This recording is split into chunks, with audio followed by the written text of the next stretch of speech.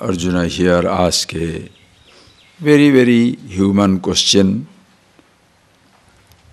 a puzzle, a riddle, a confusion that has afflicted the mankind from the timeless, beginningless existence.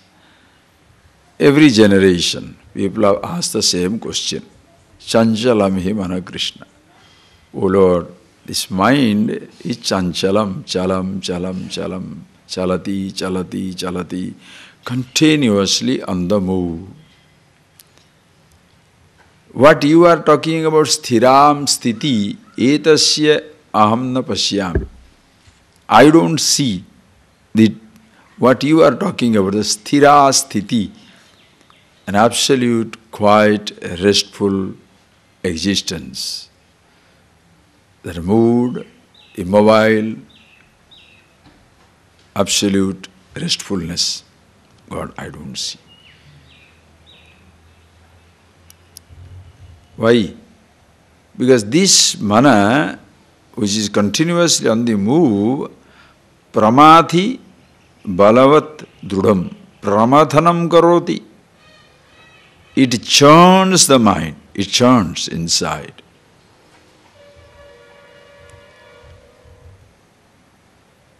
The person doesn't understand, listen please that line, the person doesn't understand that it is not mind is churning you. You are getting involved with the thought and unconsciously churning it to persecute yourself. Please take that statement and think over it. Can an object have the power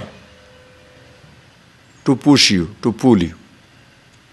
Ask yourself the question. There is a diamond in the market, in a jewelry shop. There is a car in the showroom. There is so many so-called luxurious things in different places. Imagine. Do they have the capacity to pull it by themselves? They are just object. If it is totally unknown, unknown means what? Object is existing, the thought of it doesn't exist in your head. Then the object is unknown, the person is unknown. Are you getting that point? When you say the object is unknown, what does it mean? The object is somewhere. The thought doesn't exist in your head. Please see it. You must see it.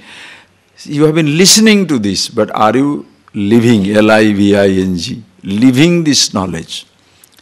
If you really understand it, you can solve your problem all by yourself. A guru is not to be a leaning tower of Pisa, where you have to lean on it. It's not something which is your walking stick. My guru will solve my problem, my God will solve. No, don't worry. He has given you enough intelligence to solve your own problem. Can somebody work for you? Can somebody eat for you? Can somebody digest for you? As even food, same thing also life.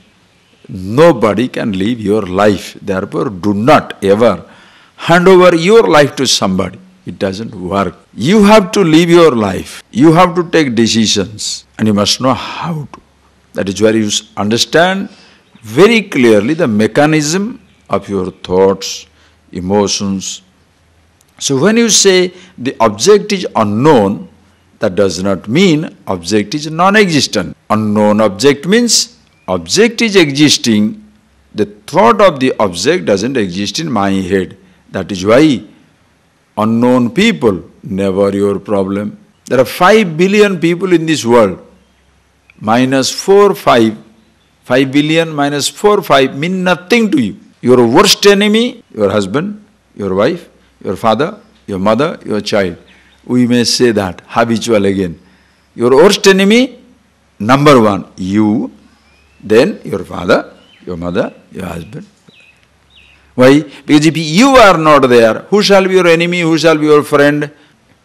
The enemy number one in the list of enemies in your life, you are your enemy number one. And also you are your friend number one. Atmaiva atmano bandhu, atmaiva ripuratmana. You are your best friend, you are your best enemy. Unknown object, unknown people are not non-existent. They are there. But the thought is not in your head. When the thought comes to your head, first thought is like FIR, first information report. The first thought. After that begins your contribution. Advertisers put the first thought in your head. This is the movie. This is the diamond. This is the gold. This is the thing. Then you start dancing. You are totally hooked into it. You start building. Oh, this is so nice. Such a lovely diamond. Such a lovely gold. Such a lovely thing. I think I must have it. If I don't have it, what friends will say? What people will say? What I will say? You will never think. What others will say. And you really persecute yourself. So who is persecuting you? Are you now persecuting the thought or thought is persecuting you? Come on.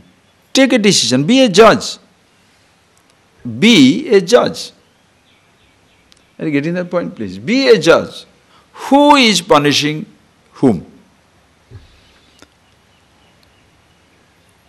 Are you churning the thought or thought is churning you?